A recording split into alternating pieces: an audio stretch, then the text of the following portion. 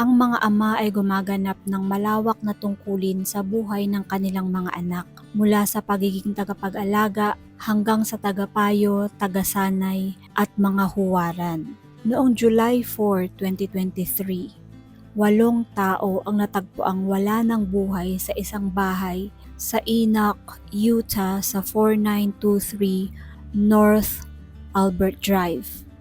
Ang mga taong ito ay ang mag-anak na Haight. Ang ina ng tahanan, ang 40-year-old na si Tasha Haight, ang kanyang 78-year-old na ina na si Gail Earl, at ang kanyang 5 anak. Si Macy, 17 years old, si Briley, 12 years old, ang kambal na sila Sienna at Amon, 7 years old, at ang 4 na taong gulang na bunso na si Gavin. Ang huling katawan na natagpuan ay sa ama ng tahanan, asawa ni Tasha, na si Michael Haight, 42 years old. Ayon sa report, isa-isang pinaputokan ni Michael ang kanyang asawa, ang kanyang biyanan, at ang kanyang 5 anak bago nito kinitil ang sarili niyang buhay. May mga ebidensya na plinano ni Michael ang krimen, at ang pagpanaw ng buong pamilyang Haight ay napigilan sana ng maraming mga tao na nakakakilala sa pamilya sa iba't ibang pagkakataon. Pero sa kasamaang palad ay walang nakapigil sa kahindik-hindik na pangyayaring ito. Ang salarin na si Michael Haight. Ipinanganak si Michael sa Seattle noong 1980 at nang sumunod na taon ay lumipat ang kanilang buong pamilya sa Cedar City sa Utah. Pagkatapos makagraduate ng high school ni Michael, ay pumunta siya sa Brazil para sa isang misyon para sa kanyang church na Jesus Christ of Latter-day Saints or Mormons. Pagkatapos noon ay nag-aral siya ng business sa Southern Utah University kung saan niya nakilala ang kanyang kapwa estudyante na si Tasha Earl na nag-aaral naman ng kursong Child Development Studies. Nagpakasal si Tasha at Michael sa St. George Temple noong May 16, 2003 at nagkaroon nga sila ng 5 anak. Sobrang aktibo ng buong pamilya sa kanilang paglilingkod sa kanilang simbahan na Jesus Christ of Latter-day Saints o kilala din sa tawag na Mormons. Si Tasha ay isang plain housewife at gusto niyang turuan ng kanyang mga anak na maging mapagmahal, mabuti at maging dedikado sa kanilang pagsisilbi sa kanilang simbahan at sa gospel ni Jesus Christ. Si Michael ay nagtatrabaho bilang isang insurance salesman sa kumpanyang Allstate. May mga kliyente siya na nagdadrive pa ng 2 oras para lamang makatrabaho si Michael. Dahil si Michael daw ay personable at lagi silang binibigyan ng best rates. Sa panlabas ay mukhang perpektong pamilya ang Haight, pero wala naman talagang perpekto. At sa likod nga ng mukhang perpektong pamilyang ito, napakaraming problema behind closed doors. Si Michael daw ay obsessed sa kung ano ang iniisip ng ibang tao tungkol sa kanya at sa kanyang pamilya. Mahalaga kay Michael na ang iniisip ng mga tao sa paligid niya ay maayos ang buhay ng pamilya nila kesa iresolba ang mga totoong problema sa kanilang pamilya. Sa nakalipas na 2 taon, madalas banggitin ni Tasha sa kanyang asawa na kinukonsidera niya ang diborsyo. Ang dahilan ay ang pagiging controlling, manipulative at abusive behavior ni Michael. Ang sabi ng ilang kakilala ng mag-asawa ay sa simula pa lang ng pagsasama ni Michael at Tasha ay may problema na talaga ang marriage life ng dalawa. May isang kapitbahay ang Haight ang nagsabing madalas daw ay pumupunta si Tasha sa bahay niya at humihingi si Tasha ng advice sa kanya dahil ang kapitbahay niya ay matagal ng kasal at nung mga panahong yon ay mas matanda ito kaysa kay Tasha. May mga behavior din daw si Michael na sobrang controlling sa maraming bagay. Ultimo sa wipes na ginagamit nila sa bahay, sa tissue, sa plastic bags at sa kung ano-ano pa.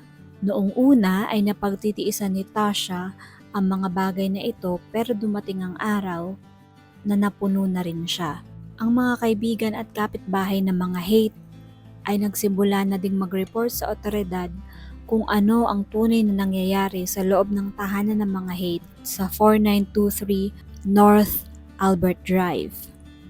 Si Tasha ay presidente ng Young Women's sa LDS Ward at isa sa mga kaibigan ni Tasha sa LDS Ward ang nagsasabi na madalas nilang pag-usapan ang buhay may asawa.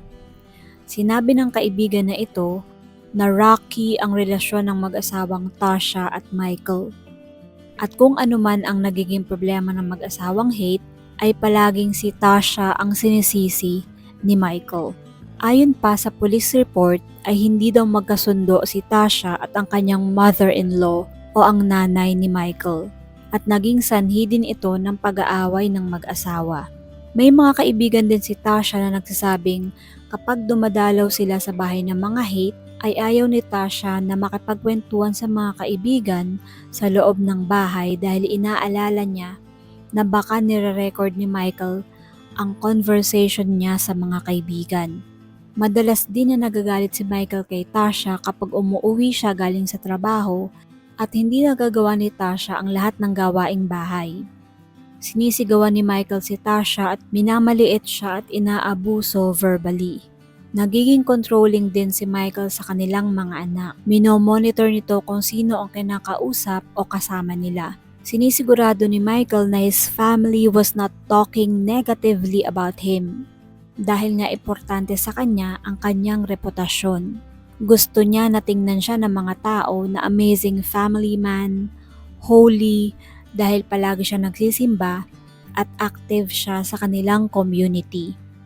Kung minsan ay kinukuha pa daw ni Michael ang susi ng kotse at cellphone ni Tasha para hindi siya makaalis ng bahay at makipag-usap kahit kanino. Madami sa kaibigan ni Tasha ay alam ang pagiging doble kara ni Michael. Mabait ito kapag may ibang tao, pero ibang ugali kapag ang pamilya na lang niya ang kasama. Mahigpit din sa pera si Michael, lalo na at siya ang breadwinner at ang natatanging kumikita para sa buong pamilya. May specific amount lang si Tasha na pwede niyang gastusin. At kapag gumastos siya ng higit sa budget na sinabi ni Michael para sa groceries, ay magagalit ito kahit na importante at necessity pa ang binili ni Tasha. Kung Pasko naman ay may laan lang ding budget si Michael para sa mga bata. Tipid na tipid sila kahit na alam ni Tasha na may malaking bonus si Michael galing sa kanyang kumpanyang Allstate. Binibigyan lang niya ng maliit na allowance si Tasha monthly. At galing sa maliit na allowance na ito ay nag-iipon si Tasha dahil alam niyang makikipagdiborsyo siya kay Michael sa future at kailangan niya ng sariling pera. Noong 2022, sinabi ng mga kaibigan ni Tasha na nagbago na si Tasha, naging mas matapang na siya at hindi na niya hahayaan na tapak-tapakan siya ni Michael. Nag-therapy din si Tasha, nag-exercise at mas inalagaan niya ang sarili. At ayaw ni Michael ang nakikita niya. Inakusahan niya si Tasha na may ibang lalaki kaya ito nagpapapayat at nagpapaganda. Sinabi ni Tasha kay Michael na hindi niya iyon ginagawa para kung kanino, kundi para sa kanyang sarili. May isang pangyayari pa na nagpaisip kay Tasha na dapat niya na talagang hiwalayan si Michael. Araw ng linggo. Ang buong pamilya ay nasa living room ng kanilang bahay at nagbabasa ng scriptures pagkatapos ng kanilang church service. Ang 12-year-old na si Briley ay pinaglalaroan ng isang charging cord habang nakikinig sa pagbabasa ng scriptures ng kanyang ama na si Michael. Sinaway ni Michael si Briley na itigil ang paglalaro sa charging cord, pero nagpatuloy si Briley. Nagalit si Michael at sinigawan niya ang kanyang asawa na si Tasha na quote, "They have the worst kids in the world." Unquote. Sinabi niya ring mataba at pangit ang kanyang asawang si Tasha. Nang tingnan ni Tasha ang mga anak niya ay nakita niyang walang umiiyak o upset sa mga ito dahil nasanay na sila sa ugali ng kanilang ama na madalas sumigaw at magalit. Dito na nagdesisyon si Tasha na mag-file ng divorce. Noong December 2022, kumonsulta si Tasha sa isang abogado na nagngangalang James Park at nagpagawa siya ng divorce papers, pero sinabi niya sa abogado na wag muna ibigay kay Michael ang divorce papers kundi pagkatapos na lang ng Pasko. Natanggap ni Michael ang divorce papers na galing kay Tasha noong December 27, 2022 sa kanyang opisina sa Allstate Insurance. Nang araw na iyon, sinigurado ni Tasha na nasa kapitbahay nila ang lahat ng kanyang anak in case na umuwi si Michael ng galit o kaya ay magwala ito. Pero iba ang naging reaksyon ni Michael na ipinagtaka ni Tasha. Kalmado daw si Michael noong tinawagan siya. Tinanong pa daw siya ni Michael at kinumusta ng araw na iyon. Sinabi ni Michael na dapat daw ay wala na si Tasha sa kanilang bahay pag uwi niya at wala siyang isasama na kahit isa sa kanilang mga anak. Umalis nga ng araw na yun si Tasha sa kanilang bahay at nagstay muna siya sa bahay ng kanyang ina na si Gail for the weekend. Pero isinama niya lahat ng kanyang anak. Ayon sa reports, ay ilang beses pinuntahan ni Michael ang bahay ng kanyang mother-in-law na si Gail at ilang beses din niyang sinubukan na kausapin si Tasha. Pero may kutob si Tasha na hindi siya dapat sumama kay Michael ng mag-isa. Pero bumalik din si Tasha at ang mga anak niya sa kanilang bahay Sabado ng gabi. At nagsimba silang buong pamilya ng Linggo ng umaga. Pero hindi pumayag si Tasha na uupo si Michael kasama ang buong pamilya. At marahil ay isa ito sa mga nakapag-trigger kay Michael. Dahil tulad nga ng sinabi ko kanina, importante kay Michael ang sasabihin ng ibang tao, lalo na ng kanyang mga ka-churchmates. Marahil ay napahiya si Michael dahil iniisip niya na malamang na pinag-uusapan sila ng kanilang mga ka-churchmates at masisira ang kanyang public image. Pero dahil nga tight-knit ang kanilang community, ay wala silang maitatago sa kanilang komunidad. Alam ng lahat ng tao ang nangyayari kahit na itago mo pa at pag-uusapan ang buhay ng may buhay. At dahil nga nadungisan ang public image ni Michael, ay lalo siyang nagalit at napuot kay Tasha. May isang kapitbahay pa ang nagkwento na nagsabi daw si Tasha sa kanya na natatakot daw siya sa kanyang asawa dahil gagawin nito ang lahat, wag lang madungisan ang reputasyon niya bilang family man, holy, at ang kanilang perfect family. Nagkwento din si Tasha sa ilan sa kanyang mga kaibigan tungkol sa mga strange movements ni Michael pagkatapos nitong matanggap ang divorce papers.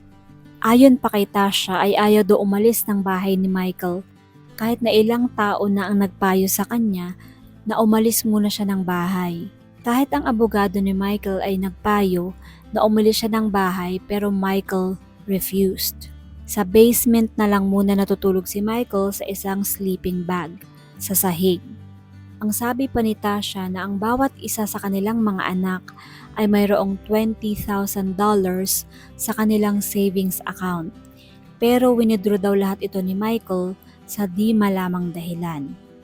Ang pinaka-alarming sa lahat ay inalis ni Michael ang mga baril sa kanilang bahay kasama na ang hunting rifles na ipinamana kay Tasha ng kanyang ama. At ang handgun na itinatago ni Tasha sa kanyang nightstand drawer na malapit sa kanyang kama for her protection. Sinabi pa ng kapatid na babae ni Tasha na si Jenny Earl na si Tasha daw at ang kanilang ina na si Gail ay trained sa firearm safety at personal na proteksyon kaya alam nila kung paano gumamit ng baril. Lahat sila ay nagpa-practice sa paggamit nito safely. Pakiramdam daw ni Jenny ay inalis ni Michael ang mga armas na ito para walang magamit na proteksyon para sa kanilang mga sarili, sina Tasha at Gail at ang kanilang mga anak laban sa pinaplanong gawin nga ni Michael sa mga ito. Marahil ay hindi iniisip ni Tasha na red flag ang pagtanggal ni Michael ng mga baril sa kanilang bahay. Sinabi pa ng mga kaibigan ni Tasha na nagkukwento daw si Tasha sa kanila at sinabi nito na oo nga at minsan ay masakit magsalita si Michael. Pero hindi niya iniisip na kaya silang saktan ni Michael at doon siya nagkamali. Napakalaking pagkakamali. Noong September 2021 ay una na rin palang naghiwalay si Natasha at Michael. Pero wala namang ginawang karumal-dumal si Michael na mga panahon na iyon. Noong naghiwalay ang mag-asawa ay tumira muna si Michael sa kanyang ina at sinabi ni Tasha kay Michael na maaari lang siyang bumalik sa kanilang bahay kung magka-counseling ito at tutulungan siya nito sa pag-aasikaso sa kanilang 5 anak. Nag-counseling nga si Michael ng saglit na panahon para lang ipakita kay Tasha or just for a show at pagkatapos ay bumalik nga ito sa bahay at mukhang nagbago na nga ito. Pero sa nangyaring pamamaslang ay hindi talaga nagbago si Michael. Bumalik din ito sa dating gawi. Nag-confide din daw si Tasha sa isang kaibigan na kahit daw hindi best husband si Michael, ay mahal niya ito at may commitment siya dito bilang asawa. At gusto niyang isalba ang kanilang pagsasama para sa kanilang 5 anak at para sa kanilang pamilya. Pero sinabi din ni Tasha sa kaibigan na ito na kapag wala si Michael sa bahay nila ay payapa siya.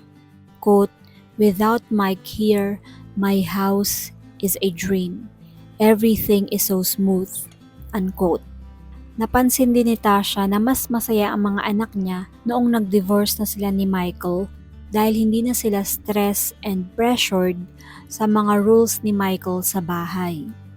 Ang 17 taong gulang na si Macy at ang 12 taong gulang na si Briley ay nagte-text pa sa kanilang mga kaibigan na kinuha daw lahat ng kanilang ama na si Michael ang savings nila sa bangko at inalis nito ang lahat ng baril sa kanilang bahay.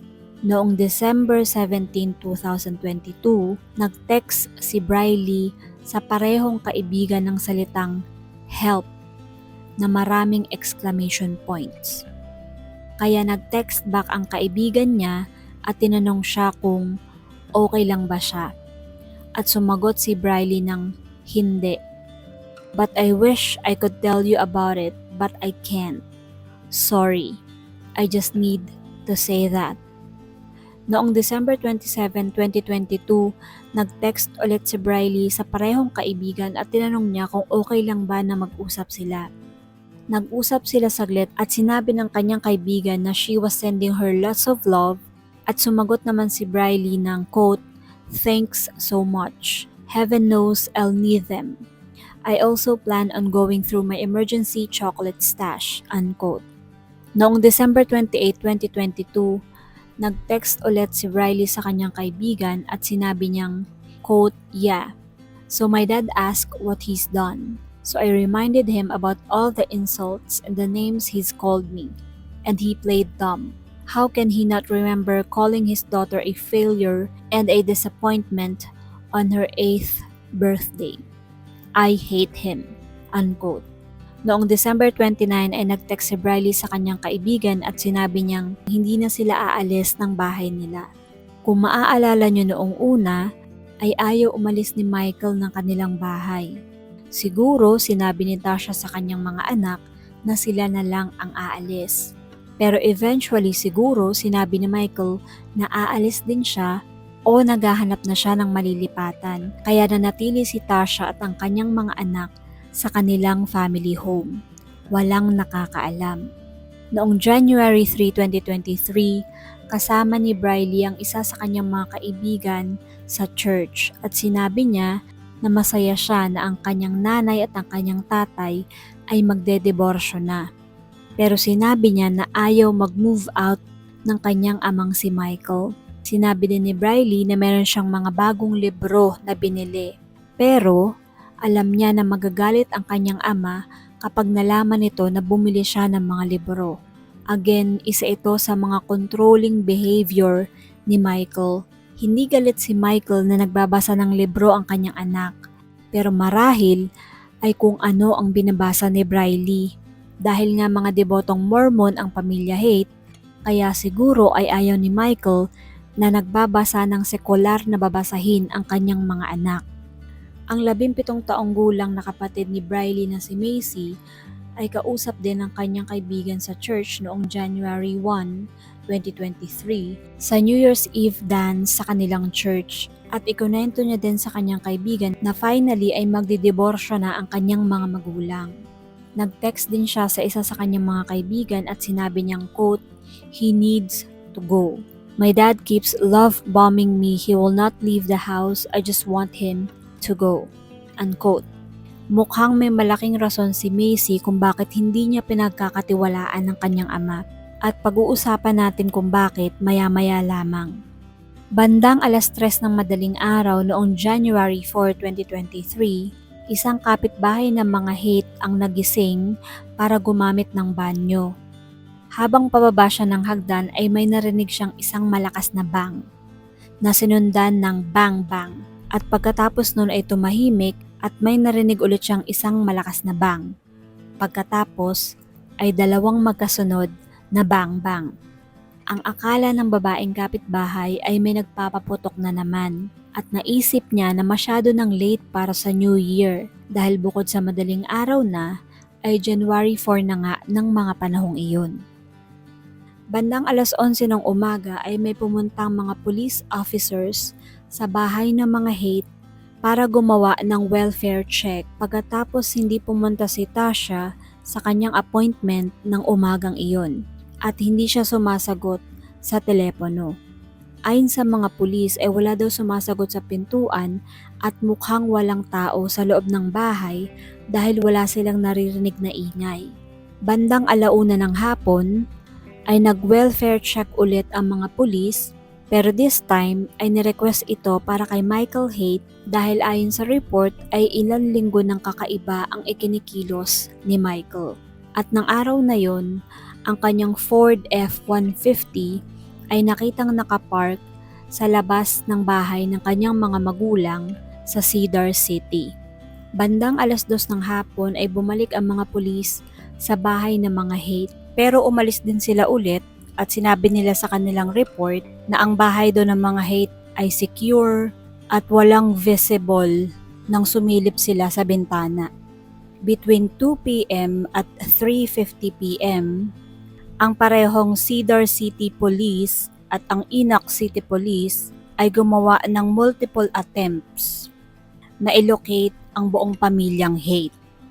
Nalaman nila na hindi pumasok si Michael sa kanyang trabaho sa Allstate Office sa Cedar City. Hindi rin siya pumunta sa kanyang mga appointments, which is very unlike him. Hindi siya ganun. May mga naiwan din siyang personal na dokumento sa kanyang work desk, specifically ay ang paycheck na kanyang secretary at ang kanyang living trust paperwork. Nadiskubre din ng mga pulis na walang kahit isa sa 5 anak ng mag-asawang Haight ang pumasok sa eskwelahan ng umagang yon. Bandang 4:00 ng hapon, nalaman ng isang kapitbahay, kaibigan at kasamahan sa simbahan ng mga Haight na walang kahit na sino ang makakontak sa mag-anak. Kaya ang ginawa ng lalaking ito ay pumunta siya sa bahay ng mga Haight at sa garahe siya dumaan. Sinubukan niyang buksan ang pinto at nalaman niyang hindi ito nakakandado. Pumasok siya sa garahe at nagulantang siya sa kanyang nakita at agad siyang tumawag sa 911. Nang tanungin siya ng mga pulis, sinabi niya na pagpasok niya sa bahay, ang una niyang nakita ay isang walang buhay na katawan sa kama. Maraming dugo malapit sa kama at sa palibot nito. Ang bahay ng mga Haight ay single family. May main level kung saan may 3 kwarto at may basement kung saan naman ay may 2 kwarto. At isa sa mga kwartong yon ay ang workout room kung saan pansamantalang natutulog si Michael simula na mag-file ng divorce si Tasha. Natagpuan ng mga pulis ang mga katawan sa iba't ibang kwarto sa loob ng bahay ng mga Haight. Kasama dito ang nanay ni Tasha na si Gail. Pansamantala siyang naninirahan sa bahay ng mga Haight for safety reasons para protektahan ng kanyang anak na si Tasha from whatever na maaaring gawin ni Michael or pwede siyang maging witness sa kung ano man ang gawing masama ni Michael sa pamilya. Ang bawat isa sa mga biktima ay may isang tama ng bala sa ulo. Ang iba sa kanila ay binaril ng maraming beses. Ang 40 taong gulang na si Tasha ay natagpuan sa kama katabi ang kanyang ina na si Gail. Nakadapa si Tasha at partially ay natatabunan siya ng kumot. Nakakita ang mga pulis ng maraming natuyong dugo sa paligid ng kanyang ulo sa kanyang unan. Ang kanyang ina naman na si Gail Earl ay nakadamit ng purple na nightgown at LDS temple garments. Sinabi ng mga pulis na nakakita sila ng ilang bullet fragments sa loob ng punda ng una ni Tasha at ng kanyang ina na si Gail. Ang 4 taong gulang na si Gavin ay natagpuan sa sahig ng kwarto kung saan natagpuan si Tasha at si Gail. Nakahiga ito sa unan at bahagya ding natatabunan ng kumot. Mayroon din siyang tama ng bala sa kanyang ulo. Ang 12 taong gulang na si Briley naman ay natagpuan sa taas ng kanyang bunk bed sa kanyang kwarto. Nakahiga siya ng patagilid sa kanyang kaliwa, natatabunan din siya ng kumot at may tama din ng bala sa ulo. Ang 17 taong gulang na si Macy ay natagpuan din sa kanyang kama at may tama din ng bala sa kanyang ulo. Ang 7 taong gulang na si Sienna ay tulog di umano nang barilin siya ng kanyang ama sa ulo at natatabunan din siya ng kumot. Ang kanyang kakambal na si Amon ay nakatanggap ng 2 tama ng baril. Isa sa kanyang ulo at isa sa kaliwang bahagi ng kanyang mukha malapit sa kanyang tenga, na nakasira din ng kanyang bibig. Bunk bed din ang kama ni Amon pero natagpuan ng kanyang katawan na nakadapa sa pagitan ng sulok ng kanyang kwarto at ng kanyang bunk bed. Sinabi pa ng mga pulis na nakagapang papababa ng kanyang bunk bed si Amon at saglit na nakatayo base na din sa mga talsik ng dugo na nakita sa kanyang kwarto. Noong inspeksyonin ng kama ni Amon ay nakakita ang mga pulis ng mga ngipin sa sahig at sinabi ng mga pulis na marahil ay sa unang tama ng bala ay nabuhay pa rin si Amon, kaya pinaputukan ulit ito ng kanyang amang si Michael. Pero nakasurvive pa rin si Amon sa pangalawang tama ng bala. Nakagapang pa nga siya pababa para sana humingi ng tulong. Natagpuan naman ang walang buhay na katawan ni Michael na nakahiga sa exercise room kung saan siya natutulog sa taas ng kanyang sleeping bag at nakita ang 40 kalibre ng baril sa pagitan ng kanyang mga binti. Mayroon din siyang self-inflicted na sugat sa kanyang ulo. May nakita din tissue paper sa loob ng kanyang tenga, na marahil ay para mabawasan ang ingay ng putok ng baril o kaya naman ay ang mga daing o pakiusap ng kanyang pamilya. May nakitang sulat kamay na suicide note ang mga pulis mula kay Michael at marahil ang ine-expect ng mga tao ay ang paghingi ng tawad ni Michael sa kanyang ginawa dahil nga siya ay reliyosong tao. Pero ang nakalagay sa sulat ay paninisi niya sa kanyang asawang si Tasha. Inilarawan niya si Tasha bilang mapagmanipula at abusado. Ayon pa kay Michael, quote, "I have worked my whole life for the ideal of an eternal family. I've been an honorable good man who has tried to do my best to provide for my family. I've seen the texts and the emails with all the backbiting and gossip about me and my family.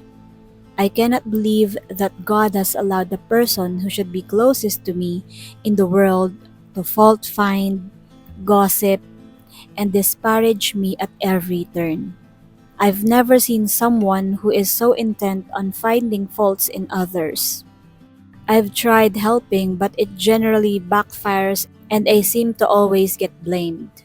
I would rather rot in hell than to put up with another day of this manipulation and control over me.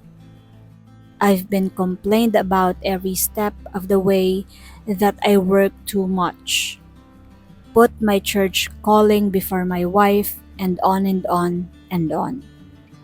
She's been so awful to me and my family for years, and I've generally been patient trying to work through her issues with my family, our kids, neighbors, ward members, and others who don't make her the center of attention.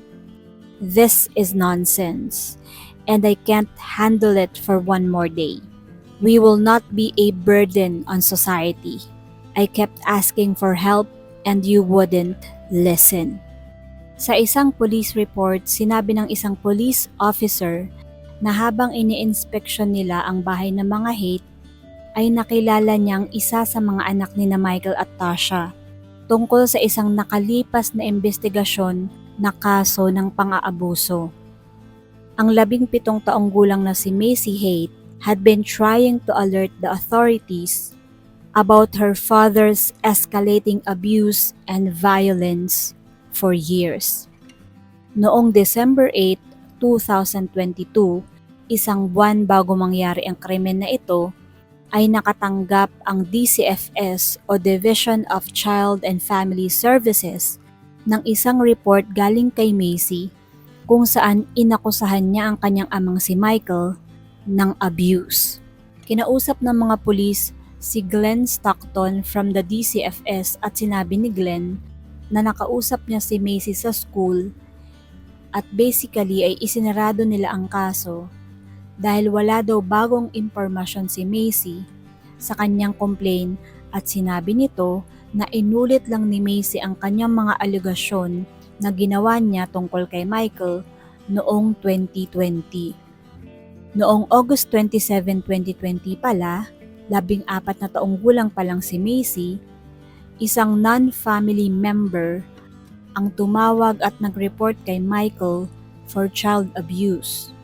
At nung kinausap ng mga pulis si Macy, kinumpirma niya na merong abuse na nangyayari at nangyayari ito mula pa noong 2017. Sinabi ni Macy sa mga pulis na inasulto siya ni Michael multiple times, maraming beses. At may isang beses na sinakal siya ni Michael at takot na takot siya dahil hindi siya makahinga at akala niya ay babawian na siya ng buhay. Noong kinwestiyon ng mga pulis si Michael, dininay niya ang asulto na ginawa niya sa kanyang anak na si Macy. Sinabi niya na hindi niya intensyon na maging bayolente. Pero si Macy daw had been, quote, mouthy. Dahil noong taong yun ay may pinagdadaanan din si Michael na malaking problema tungkol sa kanyang ama. Ayon sa mga reports, maaaring may pinagdadaanan mentally ang ama ni Michael dahil noong 2019 ay kinitil nito ang sariling buhay. Noong 2020 nga ay rumisponde ang mga pulis sa alegasyon ng abuse at in-interview nila si Michael. Pero sinabi ni Michael na wag daw mag-alala ang mga pulis dahil ito ay problemang pampamilya lamang. Sinabi naman ng mga pulis kay Michael na ang behavior daw ni Michael was quote-unquote close to abusive. At ayon din sa report na ito, sinabi doon na nagtanong si Tasha sa mga pulis kung siya ba at ang kanyang pamilya ay magiging safe base na rin sa naging behavior ni Michael. At sinabi ng mga pulis na oo, walang indikasyon na mayroong violent behavior si Michael. Sinabi pa ng isang police officer na kumausap kay Michael nung mga panahong yon na binigyan niya ng advice si Michael. Sinabi daw niya na wala siyang balak na sampahan ng kaso si Michael with any crime noong mga panahong yon. Sinabi niya kay Michael na importanteng ipakiusap si Macy sa isang therapist. At pinayuhan din niya si Michael na sumangguni sa isang profesional tungkol sa kanyang anger management. Pagkatapos ng kasong ito noong 2020, wala nang ginawang aksyon pa ang DCFS. Pero noong January ng 2021, tumawag ulit si Macy sa DCFS at sinabi niya na sinisigawan daw ni Michael ang kanyang ina na si Tasha habang nagmamaneho sila sa freeway.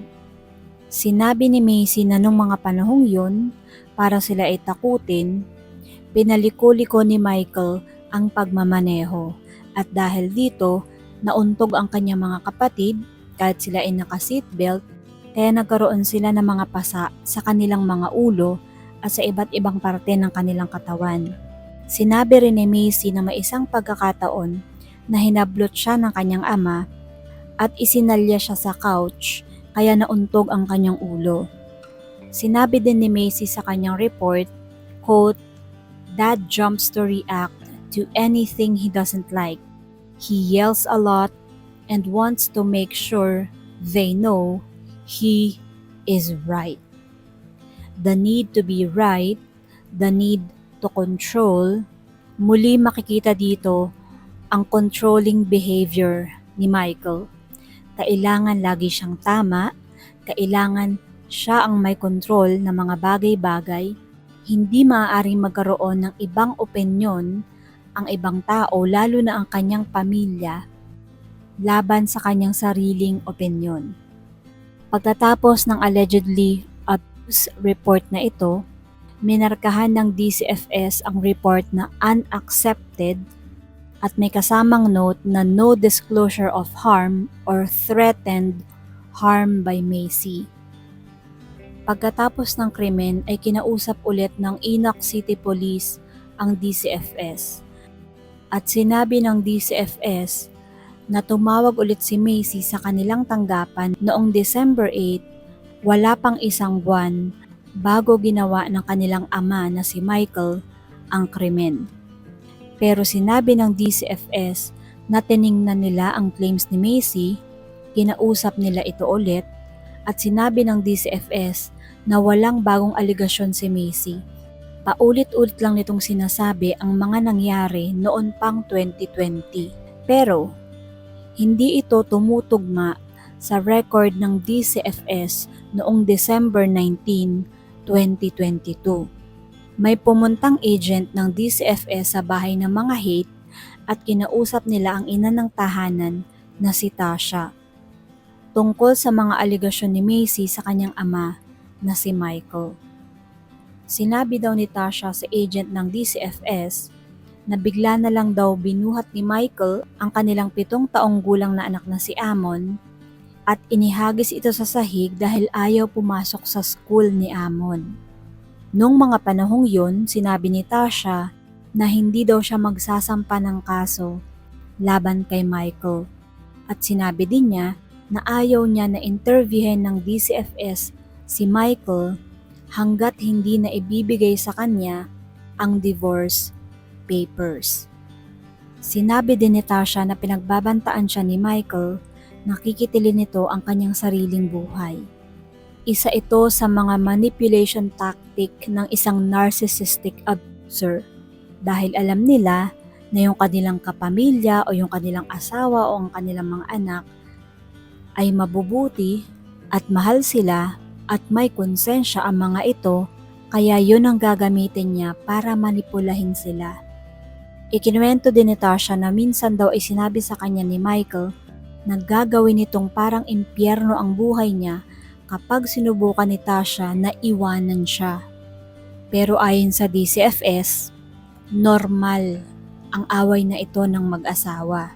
So ang sinabi ng DCFS agent na mukhang normal ang lahat at sinabi nila kay Tasha na tawagan ang mga pulis kung sakali man na may severe actions na naman na gagawin si Michael. At this point, hindi in-interview ng DCFS si Michael. Noong summer ng 2022 ay sobrang depressed si Macy. Dahil daw ito sa hindi nasasatisfy ang kanyang amang si Michael sa kanyang grade na straight A. Kaya ginagawa ni Macy ang lahat para masatisfy niya ang kanyang ama. Pumupunta siya sa mga fun activities pero dala-dala niya ang kanyang homework so hindi rin siya nakakasali sa mga activities na ito.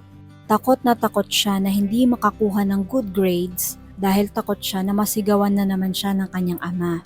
Ayon pa sa mga reports ay nakarating din sa mga leaders ng LDS kung ano ang nangyayari sa pamilyang hate.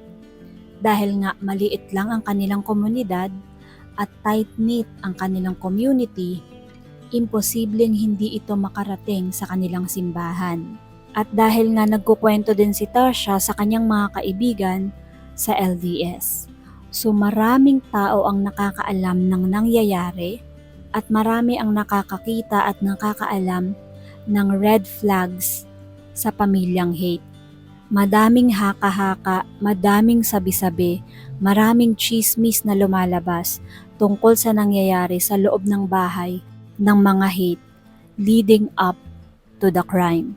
Noong December 22, sinabi ni Michael sa kanyang kaibigan na nag-resign na siya sa kanyang trabaho sa Allstate Insurance.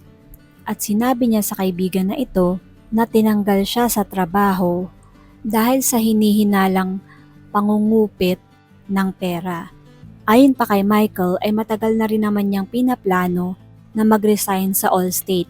Tinanong pa nga niya kung kahit ba mag-resign siya ay makukuha pa rin niya ang kanyang end of year bonus. At noong una daw ay sinabi ng Allstate na oo, makukuha niya ang kanyang year-end bonus.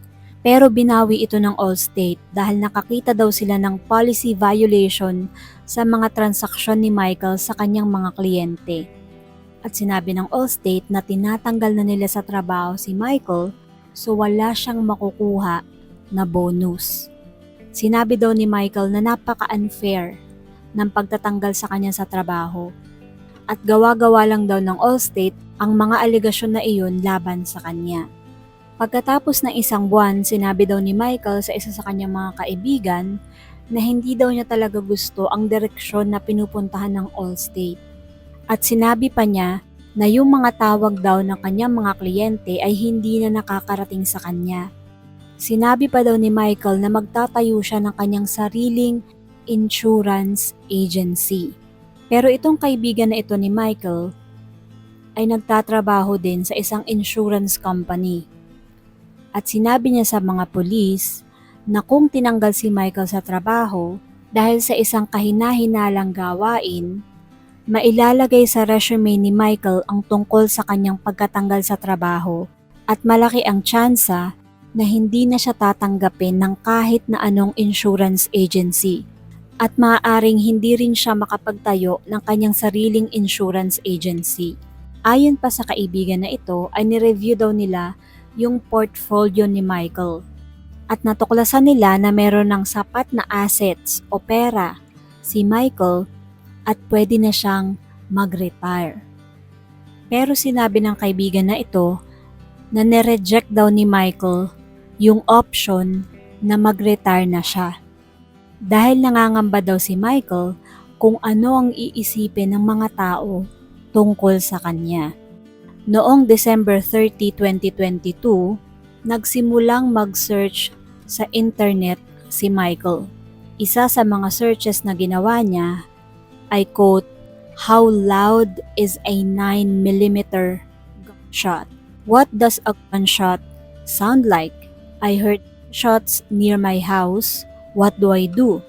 Kapag nakarinig ako ng isang putok ng baril sa aking neighborhood at night, malalaman mo ba na galing sa baril ang putok na ito?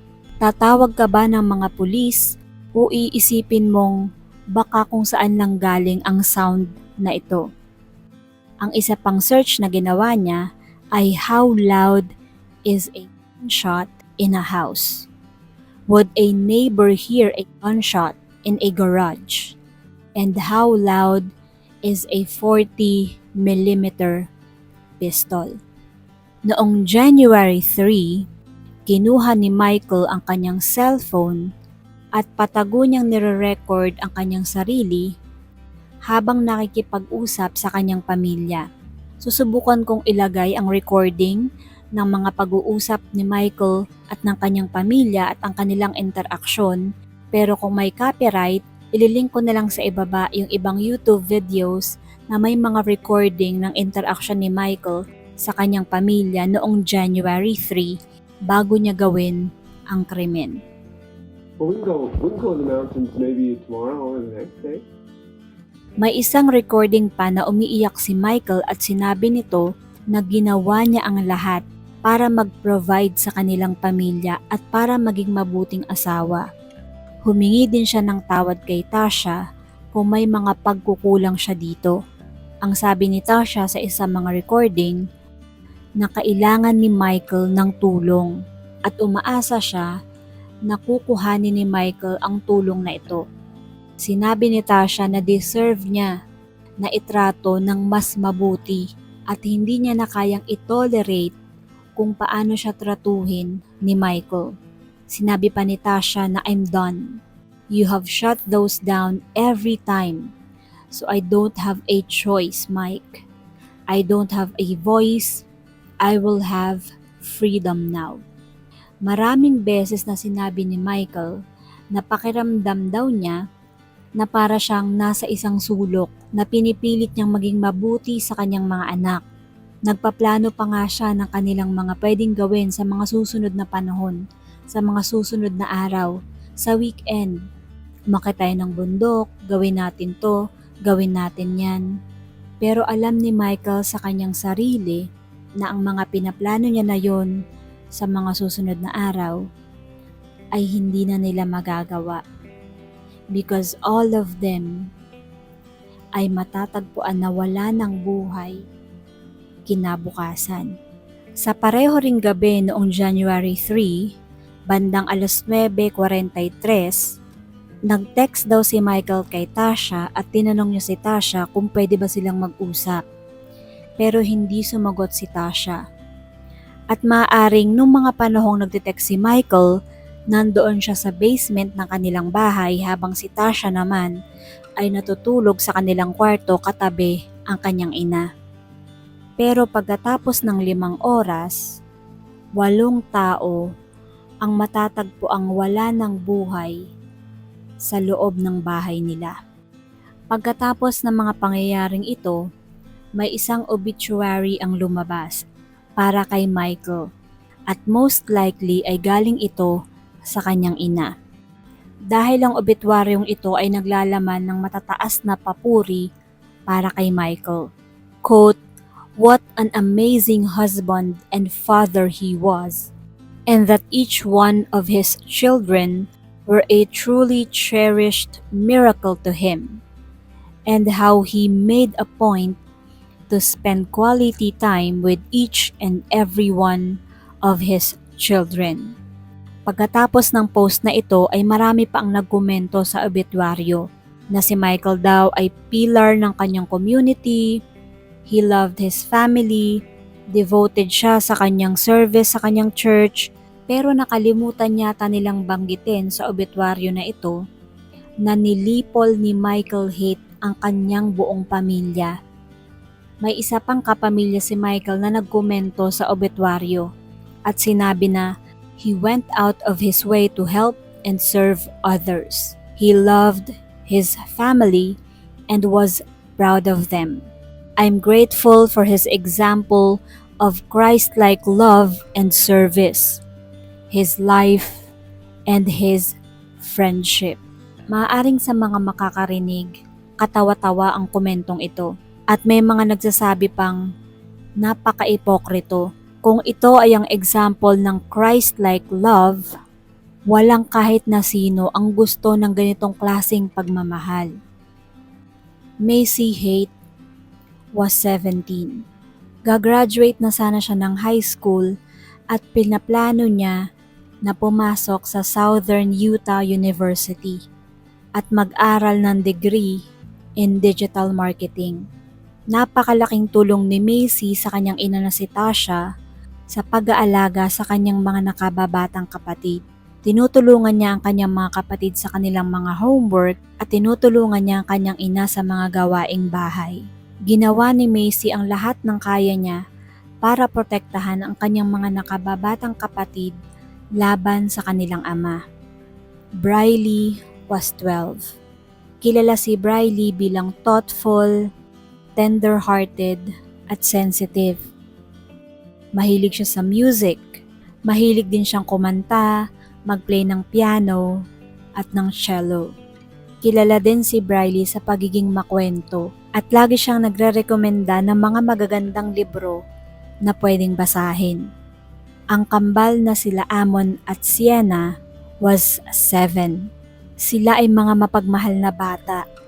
Gustong-gusto ni Shena ang kumuha ng mga litrato at nilalagyan niya ng mga nakakatawang filters. Si Amo naman ay mahilig sa mga trains at Lego. Gavin was 4 years old. Pilyo at malikot na bata si Gavin, tulad ng karaniwang toddlers. He had the best smile. Lagi niyang gustong maglaro at makipagkilitian sa kanyang mga kapatid. Tasha was 40 years old. Parehong-pareho siya ng kanyang inang si Gail. Pareho silang palakaibigan, outgoing, at mabuti sa ibang tao. Gail was 78 years old. Ang sabi ng kapatid ni Tasha, napakahilig din sa musika ni Gail dahil siya ay dating piano teacher at palagi siyang nagpe-play ng piano para sa kanyang pamilya, sa kanyang anak at sa kanyang asawa. Sinabi rin ng kapatid ni Tasha na palagi silang nag-e-enjoy na marinig ang musika galing sa piano ng kanilang ina. Ano nga ba ang motibo ni Michael? Bakit niya ginawa ang mga ginawa niya? May isang criminologist ang nagsabi na may 2 kategorya ang bawat krimen. Ang una ay murder by proxy, na ang ibig sabihin na ang suspect ay motivated ng galit at resentment. Ang pangalawa naman ay suicide by proxy, na ang ibig sabihin ay motivated ng depression.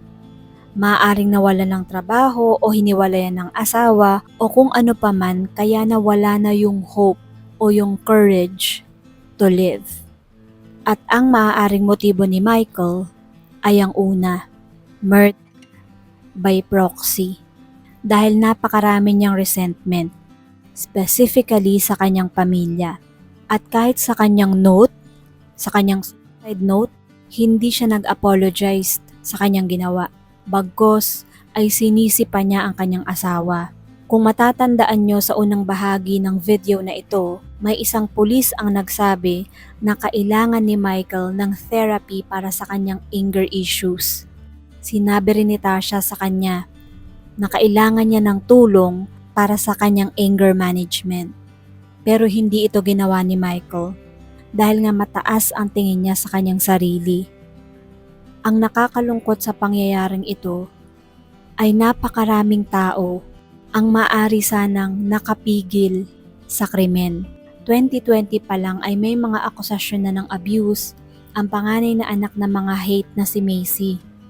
Kahit ang DCFS ay nagkaroon din ng investigasyon. Pwede rin nating sabihin na mayroong pagkakataon ang mga elders or senior members ng kanilang church na nagpayo sana sa mag-asawa o ang kanilang mga kaibigan sa kanilang paligid. Pero at the end of the day, 8 buhay ang nawala. Nakakalungkot ang pangyayaring ito. Minsan, kailangan mo na lang ding tanggapin na in this day and age, sometimes you are on your own and you have to do what you can to protect yourself. Maraming salamat sa pakikinig at panunood. Please like and subscribe. Please stay safe, stay kind, and be vigilant.